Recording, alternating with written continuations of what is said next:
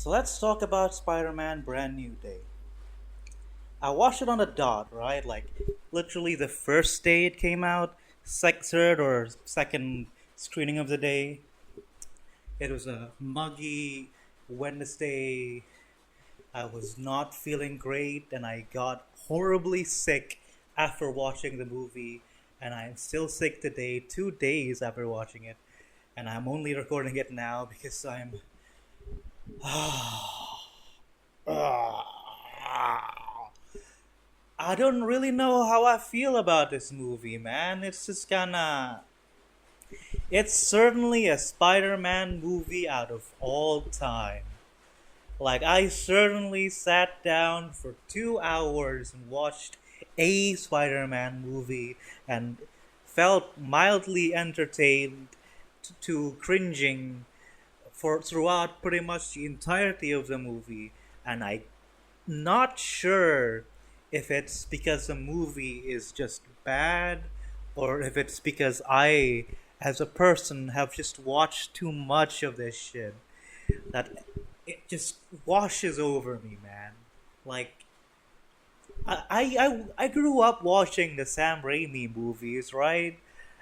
I'm pretty sure it was the first superhero movie I saw, at least the first live action superhero movie I saw. And I remember watching the like web swinging in that movie and thinking, whoa, gee, that looks so cool. I wish I could be Spider Man. I wish I could swing from roof to roof like that. And I watched like the web swinging happen in this movie and like the first thing I thought about this movie right while watching it was just, man, this used to be cool, but it just doesn't work for me anymore, dog. I just need something more, right? Like as a nerd, right? It's so wild to me that I can think that instead of just being grateful for whatever the hell they're giving us, right?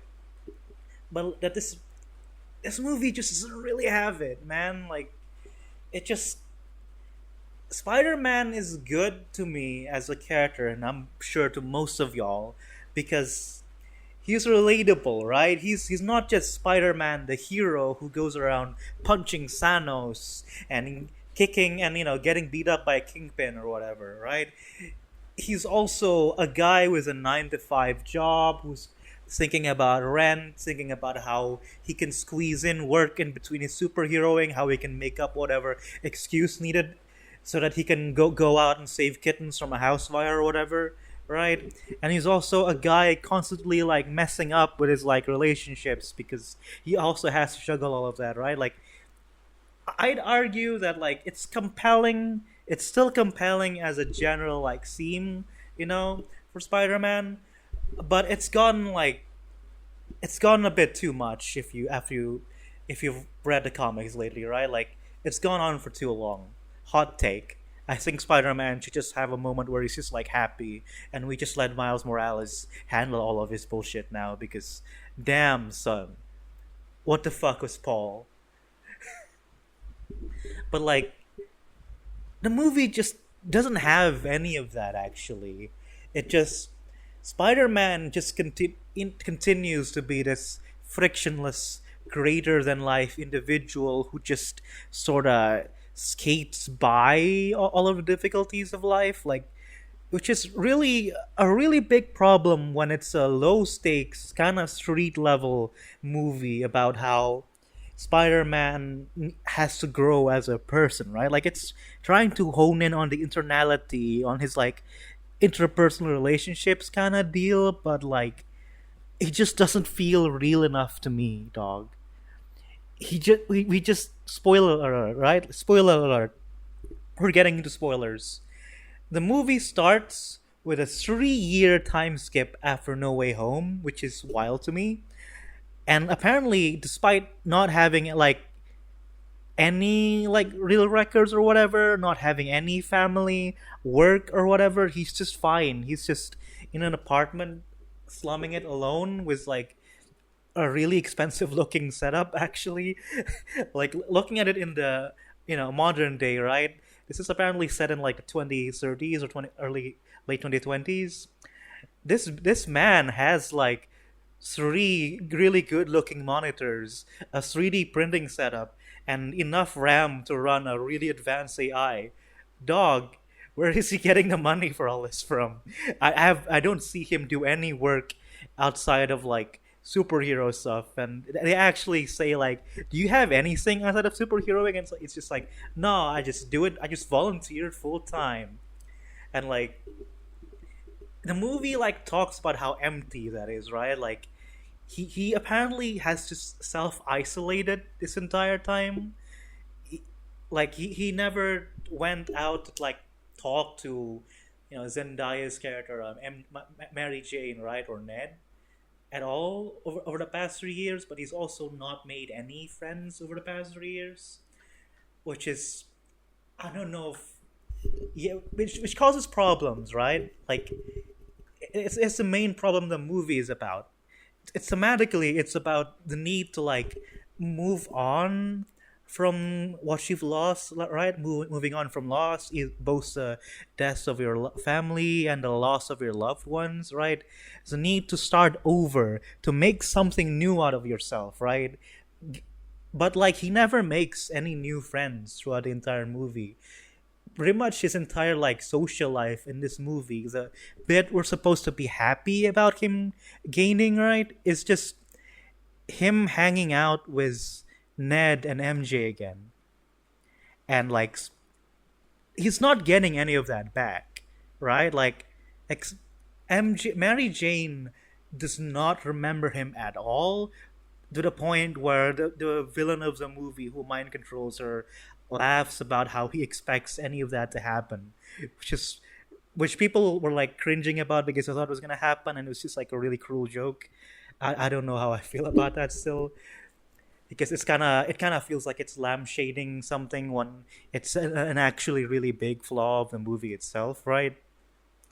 Like you don't get to joke about it. It's just the movie just isn't doing it right, and like that's it. He doesn't make any new friends. He doesn't meet a new love interest. He doesn't like hang out with people normally. He doesn't. I don't know if he's fundamentally changed by the end of it, really, because he just gets back together with Ned somehow. I guess because whatever, right? And like it's just there's just too many things going on in the movie as well. Like people were hyping up about how they're gonna have the man spider arc, right? The whole like, oh, he's becoming more spider than man. The spider hormones are spiking inside of him as he needs to like, he's growing up as a person, but he's also growing up as a spider. And when we're talking about how, oh, they're gonna show Tom Holland with like 4 arms and like maybe fangs or whatever, and then like, it's gonna be a kind of body horror the MCU has just not engaged in at all, and continues not to engage in because they didn't do any of that shit. It was just a way to power scale Spider-Man closer to his comics version, which is just ugh, the wasted potential on that thing. All so that they could make it about like a backdoor X-Men introduction, I guess, because the villain, like she turns out to have like a point, because the actual villain is the U.S. government, which I'm noticing is a reoccurring thing in like the last two MCU media I've watched, this and Wonder Man. Although I guess they do share the same overarching villain, Damage Control, right? The active villain of the movie is John Gray, which is like a lot of people were coping about how Sadie Sink could have possibly been playing John Gray, but like, come on, son. What other kind of like major mutant character looks like that in the comics? She's even like rocking a fit. Like, I should probably show it here, but like, they look kind of similar, right? Like, and we take the comics version and this one, right? And I think she did kind of okay at a job. I just think the emotional crux of the movie doesn't really work to me, because again, we're supposed to like Spider-Man talks her down by like talking about how like, no, she does not have to like consent to being this like, settle for being either a hero or well, not a hero, like a superpowered person or a regular person. She can be both. She can she can have superpowers and she can just have friends. She can make new family. She can move on from her trauma. She doesn't have to do all this, right?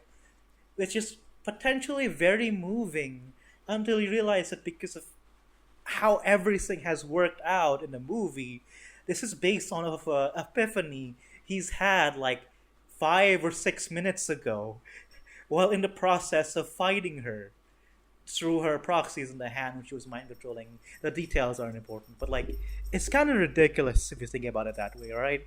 And like I don't actually know if it could have landed any better either because she had an exclusively antagonistic relationship with him. This wasn't a woman he's been talking to normally for like any any part of the movie. He's been fighting her since like the word go. So I don't really know how like sharing one Aunt May memory and hugging would have been enough to talk her down. It was kind of contrived in that way, but like I think it's theoretically neat. I liked Wonder Man because it was a more down to earth series, right? It had lower stakes. It was about a man who has superpowers, and you can sort of see that being attempted in Brand New Day too, except it like completely fails, and it just kind of feels like I'm skimming through a okay comic book run, you know, of the Amazing Spider-Man. Like like I said, it was just okay. It's like a decent 6 out of 10. But I'd probably bump it up to like a 7 actually because the fucking Punisher. They made the fucking Punisher a comic relief guy in the movie. Like there's this bit at the end after all of the threats are resolved, right? Spider-Man is recovering from a gunshot wound, and like he needs to leave the hospital without anybody noticing because he still cares about his like secret identity. And Frank, who has somehow managed to not get arrested by the police despite being involved in like at least one shootout and just walking around out there a lot of the time in his fucking Punisher get up, like, oh my god, bruh, isn't this guy like a serial killer? Isn't this like one of the most prolific mass murderers alive today? Can you do something about him, NYPD? Like, why is he just walking around, like, driving around in his van normally? Like, what the fuck, guys? He shouldn't be able to be in the hospital with Spider Man. He should be in cuffs right now. He should be at Rikers. This is a dangerous man to be around. And, like, he's. He says, "Oh, don't worry. I have a plan to get you out without the Spider-Man fans outside noticing."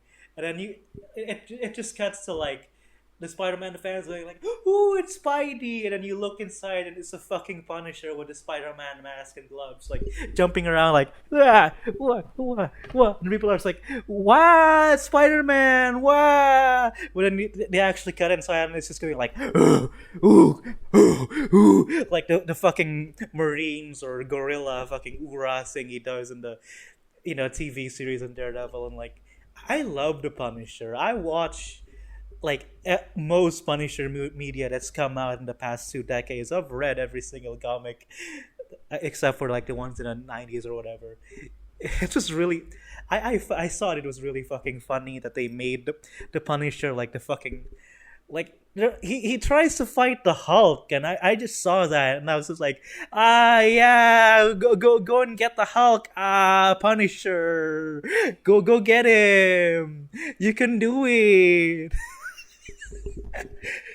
What a fucking joke. But yeah, like other than that, and like the general fact that like it's so interconnected but not really, right? Like these people just slide in and out of his life in a way I kind of really fuck with actually. That's something a lot of people have complained about the older MCU movies, and I'm glad that they have the financial means to do this kind of thing now, risk doing it. But like it's just not enough to save it for me, dog. I wouldn't watch it again. If you like just like more Spider-Man content, go and watch it, but I'm not saying it's a must watch. And like, honestly, I think Odyssey will continue to obliterate it straight up. Like, there's a reason probably why Tom Holland starred in that movie and had like his whole epiphany about needing to like star in real movies now. God, Spider-Man: Brand New Day, a decent 7 out of 10, and only because John Bernthal was kind of funny in it. The end.